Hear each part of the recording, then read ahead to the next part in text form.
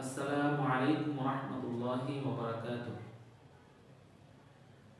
সম্মানিত উপস্থিতি, আশা করি আলহামদুলিল্লাহ আল্লাহর রহমতে আপনারা সকলেই ভালো আছেন। আলহামদুলিল্লাহ আমি আপনাদের দোয়ার বরকতে ভালো আছি। আমি আপনাদের মাঝে আজকে সূরাতুল আনআমের 11 এবং 12 নং আয়াতের তাফসীর নিয়ে আমি উপস্থিত হয়েছি।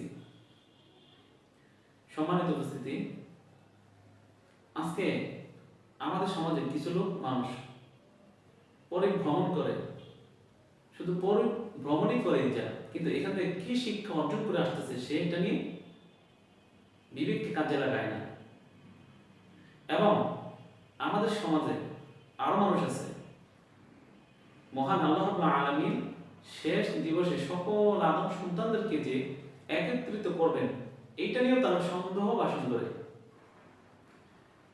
কিন্তু মহান আল্লাহ রাব্বুল আলামিন ওই সকল বান্দাদের উদ্দেশ্য করে আল্লাহ রাব্বুল আলামিন বলেন, قُلْ سِيرُوا فِي الْأَرْضِ ثُمَّ انظُرُوا كَيْفَ كَانَ عَاقِبَةُ الْمُكَذِّبِينَ। সম্মানিত উপস্থিতি, আল্লাহ রাব্বুল আলামিন বলেন, কুল, হে রাসূল সাল্লাল্লাহু আলাইহি ওয়াসাল্লাম, আপনি বলে দিন, সিরু ফিল আরদি, তোমরা পৃথিবীতে পরিভ্রমণ করো, সুম্মা অতঃপর, সুম্মা নজুরু কাইফা কানা আকিবাতুল মুকাদ্দিবিন,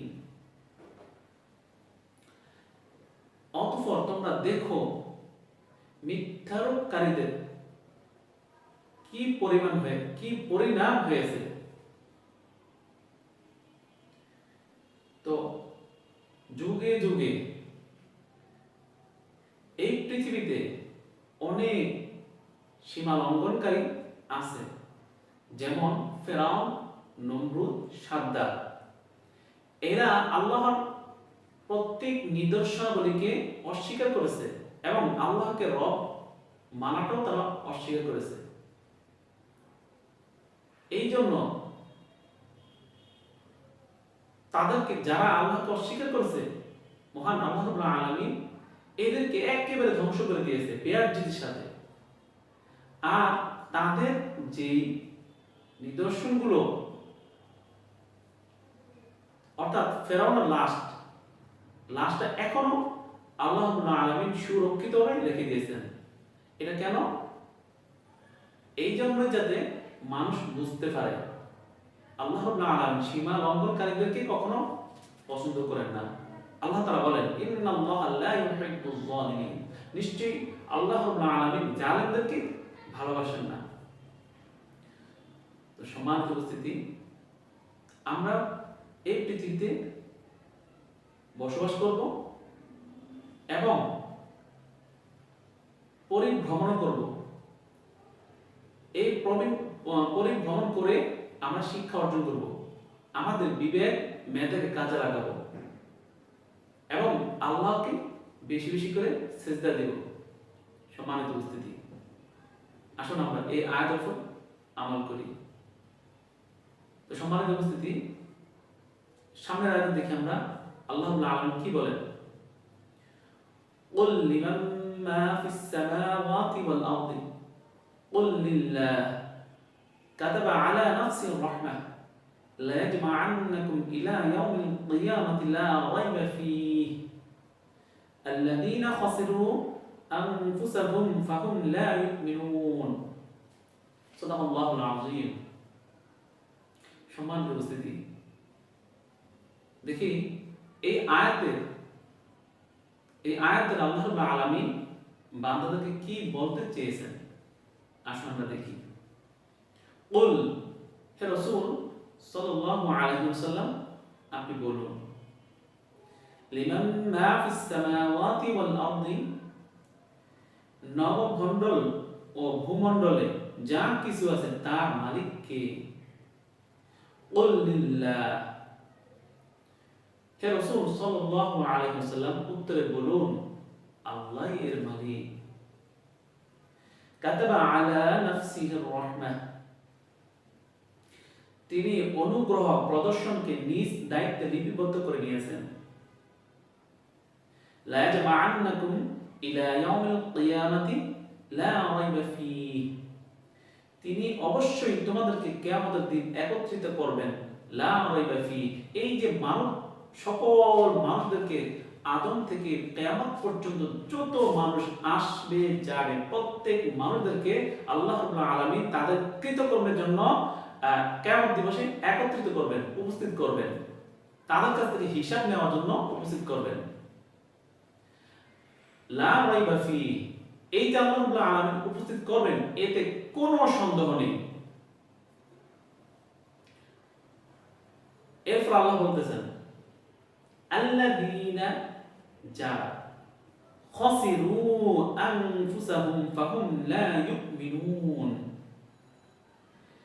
যারা নিজেদেরকে অপরাধের মাধ্যমে ক্ষতিগ্রস্ত করেছে তারাই শুধু বিশ্বাস করে না। এই পৃথিবীতে আমরা যখন আসছি, মায়ের গর্ভের মাধ্যমে যখন আমরা এই পৃথিবীতে আসছি, তখন আমরা এই পৃথিবীর সুন্দর চাকচিক জিনিস দেখে আমরা মহান আল্লাহকে ভুলে গেছি। অথচ আমরা মহান আল্লাহ রাব্বুল আলামিনের কাছে ওয়াদাবদ্ধ দিয়ে এসেছিলাম, আমরা কিন্তু সেটা ভুলে গেছি। সেটা কি? আমরা যখন আলমে আরওয়াহতে ছিলাম তখন আল্লাহ রাব্বুল আলামিন আমাদেরকে বলছেন, সকল রূহগুলোকে একত্রিত করে বলছেন, কি বলছেন? আলাস্তু বিরাব্বিকুম, আমি কি তোমাদের প্রভু নই? আমরা তখন বলছিলাম, হ্যাঁ আল্লাহ আপনি তো আমার প্রভু। তাহলে মনে রাখবা, আমি পৃথিবী সৃষ্টি করব, আমি সেখানে তোমাকে পাঠাবো, সেখানে কি আমাকে ভুলে যাবা? তখন কিন্তু অঙ্গীকার করে আসছিলাম, তখন বলেছিলাম না না, আমরা আল্লাহ আপনাকে তো বলতেই পারি না, বলবো না। এবং আল্লাহ আরো বলেছেন, আমি কি তোমাদের প্রভু নই? আমরা তখন বলেছিলাম ক্বালু বালা, হ্যাঁ হে আল্লাহ আপনি তো আমাদের প্রভু, আপনি তো আমাদের সৃষ্টিকারী, আপনি তো আমাদের সৃষ্টি করেছেন। তখন আমরা এই ওয়াদাবদ্ধ করে আমরা তখন আসছি, পৃথিবীতে আসছি। এখন আমরা পৃথিবীতে এসে মহান আল্লাহকে ভুলে গেছি। আমরা এখন পৃথিবীতে এসে আমরা কি করি? আল্লাহকে ভুলে গিয়ে আমরা শয়তানের পদাঙ্ক অনুসরণ করতেছি। যেই পথে গেলে আমাদের জাহান্নাম অবধারিত, আমরা সেই পথটাই বেছে নিয়েছি, আমরা সেই পথে চলে যাচ্ছি। এটার কারণ হচ্ছে আমরা যখন সমাজে চলাফেরা করব তখন আমরা কি করি? আমরা কিছু খারাপ নেতা আছে, খারাপ নেতার আদর্শ হিসেবে আমরা গ্রহণ করে নিই। কিন্তু আল্লাহ বলতেছেন তোমরা দুটি জিনিসকে আঁকড়ে ধরবা, ইয়া আইয়ুহাল্লাযীনা আমানু আতিউল্লাহ ওয়া আতিউর রাসূল, হে মুমিনগণ তোমরা দুটি জিনিসকে আঁকড়ে ধরবা, একটা হচ্ছে কোরআন আর একটা হচ্ছে হাদিস। তোমরা রাসূলের আনুগত্য করবা, তোমরা ভালো মানুষের আনুগত্য করবা, তাহলেই তোমাদের জীবনটা পরিবর্তন হবে এবং তাহলে তোমরা আখিরাতে শান্তি থাকতে পারবা, জান্নাতে আসতে পারবা। সম্মানিত উপস্থিতি, আসুন আমরা এই দুটি আয়াতের উপর আমরা আমল করি। আল্লাহ রাব্বুল আলামিন আমাদেরকে এই আয়াতের উপর আমল করার তৌফিক দান করুন। আমিন। আসসালামু আলাইকুম ওয়া রাহমাতুল্লাহি ওয়া বারাকাতুহু।